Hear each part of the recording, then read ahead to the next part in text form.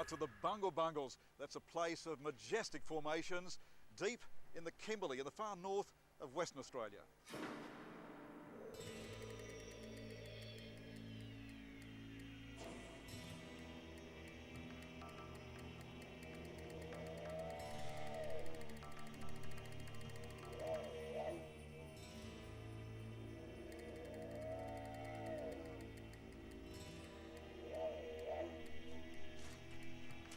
The Bungle Bungles are a surprisingly fragile range of formations.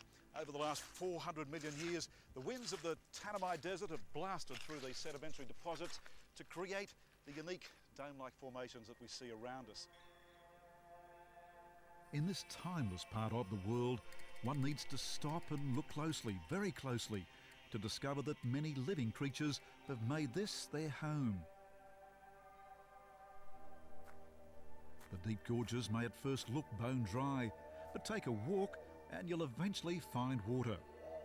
Water, it turns out, is what created these formations in the first place.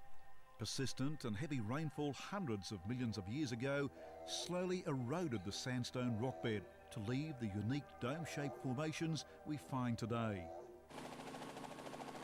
Best and certainly quickest way to explore these formations is in the air.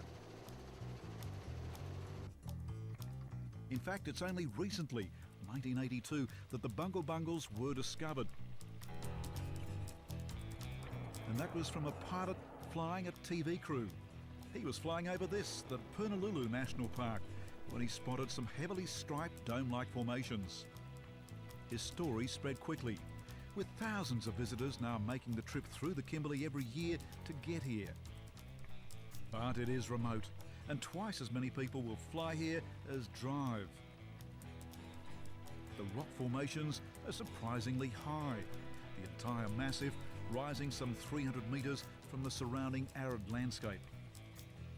Our pilot takes us quite close, allowing us a good look at the alternating orange and grey bands. The orange bands, he says, are silica, made up of oxidised iron compounds, whereas the dark bands are lichen, both deposits overlaying the sandstone core. As for the name Bungle Bungles, well, it was given by the Kija Aboriginal people and is said to mean either sandstone or is a corruption of the term bundle grass.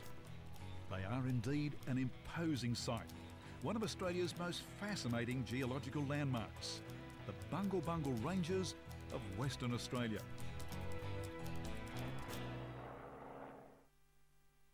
And that is this episode of TravelOz. You can relive any of these experiences on the web, www.traveloztv.com.